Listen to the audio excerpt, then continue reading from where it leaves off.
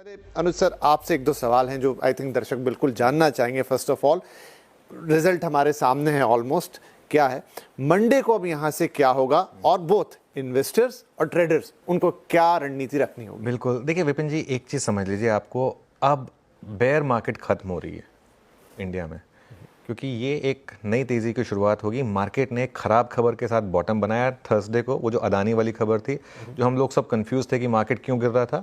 Thursday को हमको उसका आंसर मिल गया था। वहाँ पर मार्केट ने एक वापसी की और अब यहाँ पर मार्केट को एक बेस्ट केस आउटकम मिला है नई तेज़ी की शुरुआत करने के लिए। शुक्रवार को मार्केट इसी चीज़ की उम्मीद कर रहा था। जो शुक्रवार को सेकेंड हाफ में रैली आई थी वो यही बता रही थी। लेकिन अब आप कहेंगे कि इसका मतलब तो ऑलरेडी मार्केट को पता था, तो अब मार्केट मंडे को रिएक्ट करेगा? जी नहीं। देखिए, फ्राइडे को बहुत लोगों की हिम्मत नहीं हुई होगी लेने की। मंडे को बड़ा गैप अप होगा, हम 24,500 के ऊपर खुलेंगे। हो सकता है 24,800 तक भी पहुंच जाए निफ्टी पर, ये भी पॉसिबिलिटी है कि 500 से 800 पॉइंट के गैप अप पे भी आपको लेना है या नहीं लेना है। उसमें आपको अगर ये कॉन्फिडेंस है कि मार्केट का बॉटम बन चुका है और अब यहाँ से मार्केट वापस ऑल टाइम हाई पर खुलेगा, तो मार्केट में उसके बाद भी बहुत स्पेस है, ठीक है। और फ्राइडे को हमने एक व्यू लिया था कि थर्सडे से व्यू था कि अब मार्केट में लॉन्ग का टाइम है, और फ्राइडे को ये भी बात हुई थी कि हेज के साथ थोड़ा कैरी करिए इस मार्केट में। उसके बाद इस मार्केट में हर डिप पर बाय करिए 23,800 के स्टॉप लॉस के साथ। इस मार्केट में अब शॉर्ट करना भूल जाइए आप। और एक और चीज़, इस मार्केट में अब क्या चलेगा? PSU stocks, defence stocks, railway stocks, EMS stocks, infrastructure stocks, जितने भी जो कैपेक्स स्टॉक्स थे, जो मोदी फैक्टर वाले स्टॉक्स थे ना, जो चलना बंद हो गए थे, अब उन सब की वापसी होगी बेसिकली इस मार्केट में। और एक क्लासिकल थ्योरी जो होती है कि मार्केट एक खराब खबर के साथ बॉटम बना है, इसमें एक चीज़ जोड़ देता हूँ। बहुत लोग कहेंगे लेकिन हम गिरे थे अर्निंग्स की वजह से।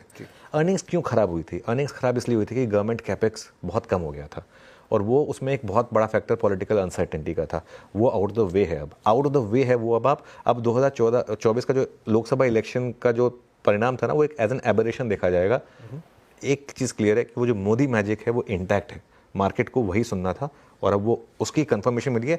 हरियाणा में मिली थी कुछ हद तक, लेकिन हरियाणा छोटा स्टेट था। ये मैसिव भारत का आई वुड से सबसे इंपॉर्टेंट स्टेट है।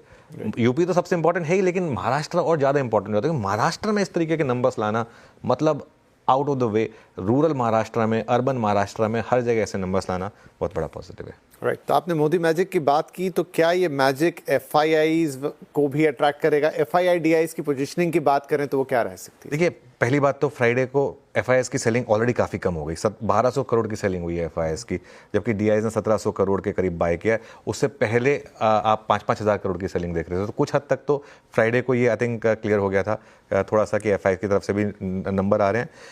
अब पिछले 38 दिनों में जो हुआ एक्चुअली उसको भूल जाइए। लॉन्ग शॉर्ट वाला एक ग्राफिक दिखा दीजिए। इसके बाद इंडेक्स में जो लॉन्ग शॉर्ट में बदलाव हुए हैं फ्राइडे को, उस पर आ जाइए। अब आप क्लाइंट्स ने 56,000 लॉन्ग काटे। देखिए, यही होता है, जो वीक हैंड्स होते हैं ना, वो तेज़ी में लॉन्ग काट लेते हैं। FIIs ने शॉर्ट काटे हैं और लॉन्ग ऐड करें। 29,000 लॉन्ग ऐड करें, 17,000 शॉर्ट कट करें उन्होंने। ये सेंस थी उनको, उन्होंने बहुत पैसा बनाया शॉर्टिंग कर करके। फ्राइडे को उन्होंने ना सिर्फ शॉर्ट काटे बल्कि लॉन्ग करें। अब वो इसमें प्रॉफिट बनाएंगे। मंडे को वो लॉन्ग शॉर्ट देखिए आपका सिर्फ FIIs का 29,486 और 17,226। और जो लॉन्ग शॉट की टेबल आएगी आपकी स्क्रीन पर, जो हम 2,21,000 शॉट्स पर पहुंच गए थे, अब हम सिर्फ 1.5 लाख शॉट्स पर आ गए हैं। पोजीशन भी मार्केट की बहुत इंटैक्ट है।